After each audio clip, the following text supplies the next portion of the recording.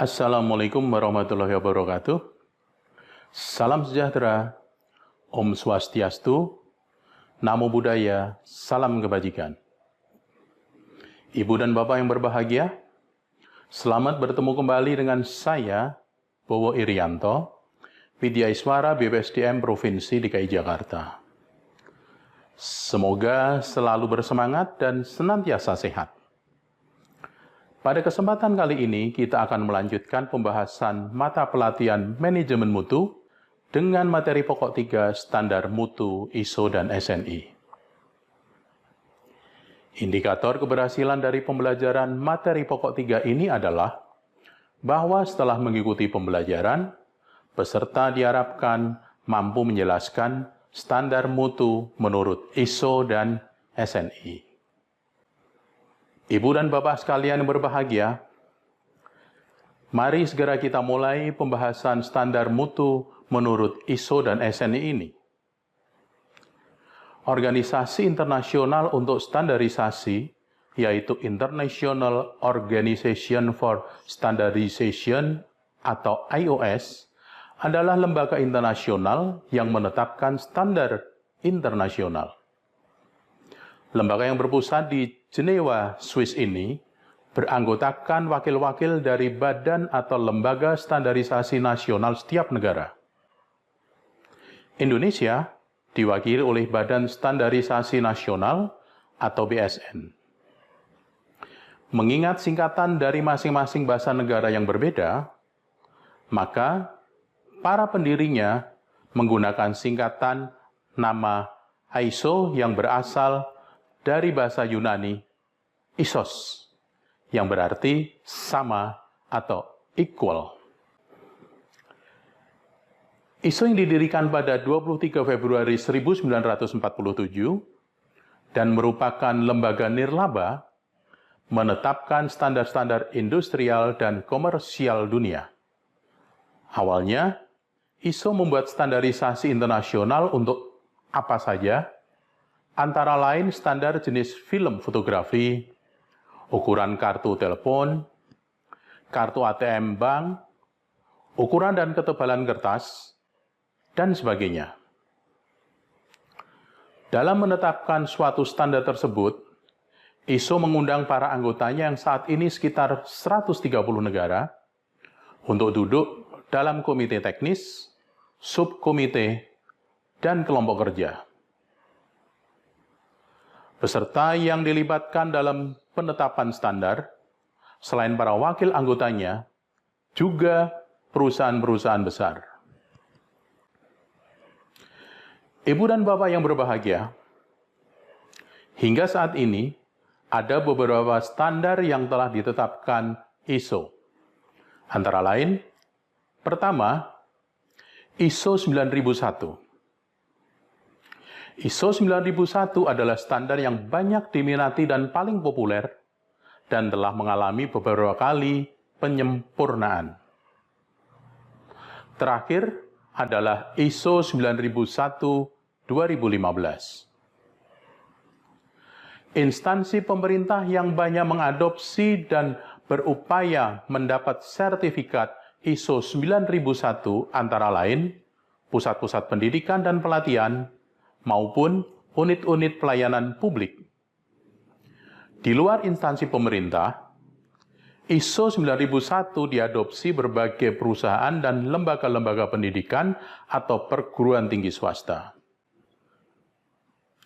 ISO 9001 dapat diadopsi oleh instansi pemerintah, antara lain penerapan sistem manajemen mutu ISO 9001-2008 bagi tim optimalisasi negara, Badan Pengawasan Keuangan dan Pembangunan atau BPKP. Selain itu, lembaga administrasi negara saat ini juga tengah mendorong percepatan kualitas pendidikan dan pelatihan aparatur dengan melakukan sertifikasi ISO 9001-2015. Di samping itu, Sistem Manajemen Mutu ISO 9001-2015 juga tengah diterapkan di Kantor Pelayanan Perbendaharaan Negara Kementerian Keuangan. Berikutnya, ISO 14001. ISO 14001 adalah standar manajemen mutu untuk sistem manajemen lingkungan. Ruang lingkup standar mutu ini adalah melakukan identifikasi aspek-aspek dan dampak lingkungan yang diakibatkan kegiatan perusahaan terhadap lingkungan sekitarnya, serta upaya-upaya kreatif untuk pengelolaan limbah dan menghemat penggunaan energi, air, serta bahan bakar lainnya. ISO 14001 ini juga sangat memungkinkan diterapkan pada instansi pemerintah, antara lain rumah-rumah sakit pemerintah, badan usaha milik negara, maupun badan usaha milik daerah yang bersinggungan langsung dengan lingkungan. Yang ketiga, ISO 22000. ISO 22000 merupakan standar manajemen mutu untuk sistem manajemen keamanan pangan dengan fokus pada pengendalian sistem dan proses produksi makanan dan minuman tertentu. BUMN maupun BUMD yang bergerak di bidang makanan dan minuman dapat mengadopsi ISO 22000 ini. Kemudian yang keempat, ISO atau IEC 17025. IEC singkatan dari International Electronical Commission. Standar manajemen mutu ISO atau IEC 17025 ini berkaitan dengan persyaratan lembaga pengujian seperti laboratorium untuk memastikan validitas dan akurasi hasil pengujian atau hasil laboratorium di bidang produksi, kesehatan, perdagangan, hingga perlindungan konsumen. Laboratorium atau lembaga pengujian milik pemerintah dapat mengadopsi ISO 17025 ini. Standar manajemen mutu yang kelima adalah ISO atau IEC 27001.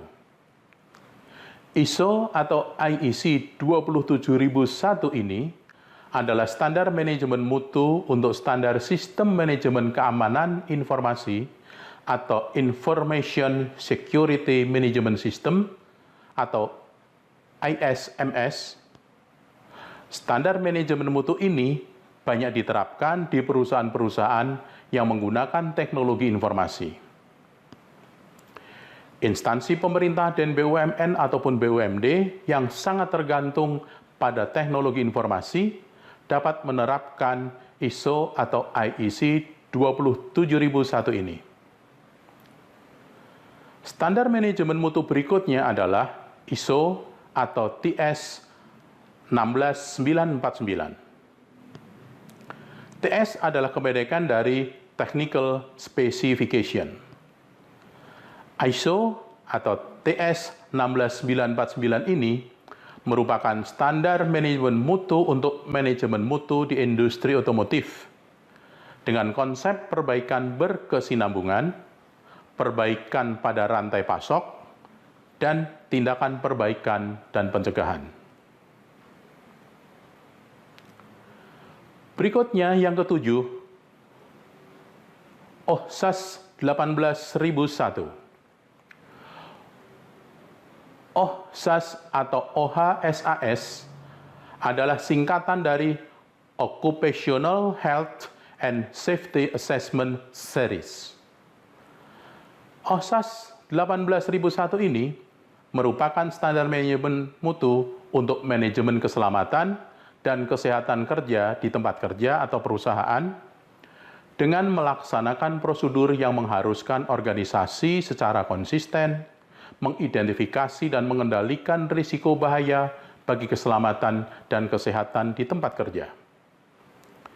Instansi pemerintah dan BUMN maupun BUMD tertentu dapat menerapkan OHSAS 18001 ini. Yang kedelapan, ISO 31000.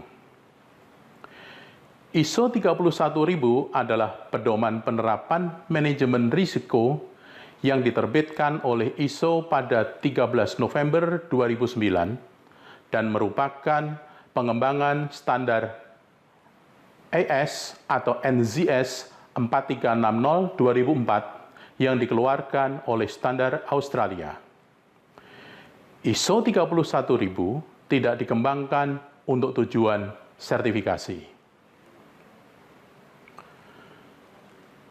Dan yang kesembilan, ISO 50001. ISO 50001 ini merupakan standar manajemen mutu untuk sistem manajemen energi yang menentukan syarat-syarat untuk membangun, menerapkan, merawat, dan meningkatkan sebuah sistem manajemen energi yang bertujuan untuk memberikan jalan bagi sebuah organisasi untuk mengikuti pendekatan sistematik dalam mencapai peningkatan berkelanjutan dari performa energi, termasuk efisiensi energi, keamanan energi, penggunaan dan konsumsi energi.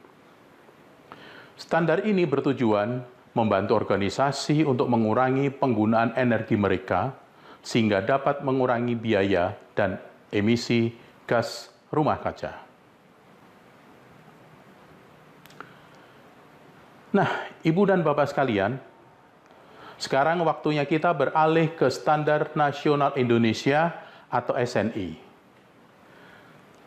Sebagaimana telah disinggung di depan, Badan Standar Nasional atau BSN merupakan anggota ISO. BSN yang menggantikan Dewan Standarisasi Nasional atau DSN dibentuk pada tahun 1997 dengan tugas pokok mengembangkan dan membina kegiatan standarisasi di Indonesia. Dalam melaksanakan tugasnya, Badan Standarisasi Nasional berpedoman pada Peraturan Pemerintah Nomor 102 Tahun 2000 tentang Standarisasi Nasional. Pelaksanaan tugas dan fungsi BSN di bidang akreditasi dilakukan oleh Komite Akreditasi Nasional atau KAN, sedangkan di bidang standar nasional untuk satuan ukuran dilakukan oleh Komite Standar Nasional untuk Satuan Ukuran atau KSNSU. Sesuai tugas dan fungsinya, BSN melakukan harmonisasi dengan standar internasional, antara lain dengan mengadopsi secara identik dengan menerjemahkan keseluruhan isi dari dokumen ISO menjadi SNI. Antara lain, pertama, standar manajemen mutu SNI ISO 9001 yang identik dengan ISO 9001. Kemudian, standar manajemen lingkungan SNI ISO 14001 yang identik dengan ISO 14001. Berikutnya, SNI ISO 31000 Sistem Manajemen Risiko identik dengan ISO 31000. Serta keempat, ISO 50001 yang identik dengan SNI ISO 50001 tentang sistem manajemen energi. Rujukan tersebut dilakukan untuk menghindari duplikasi dalam penyusunan standar di antara negara anggota ISO dan meminimalkan perbedaan standar yang dipakai antar negara. Namun, negara anggota ISO berhak mengadopsi seluruh isi ISO. Dari pengertian tadi, jika perusahaan atau organisasi sudah menerapkan ISO 9001, maka berarti perusahaan atau organisasi tersebut sudah menerapkan SNI ISO 9001. Umumnya, standar yang diterbitkan ISO dan banyak dipakai secara internasional diadopsi oleh BSN. Adopsi dalam bentuk sesuai ISO dapat tanpa perubahan atau penyesuaian dengan kondisi Indonesia, dan ada juga yang disesuaikan atau dimodifikasi sesuai kondisi Indonesia. Standar nasional Indonesia yang telah ditetapkan BSN sejak 1988 hingga April 2018 sekitar 11.728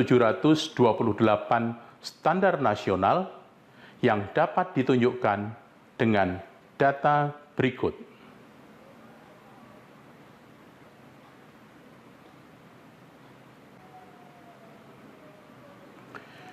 Ibu dan Bapak sekalian, selanjutnya kita akan membahas standar manajemen mutu baik ISO maupun SNI yang relevan dengan pelaksanaan tugas instansi pemerintah.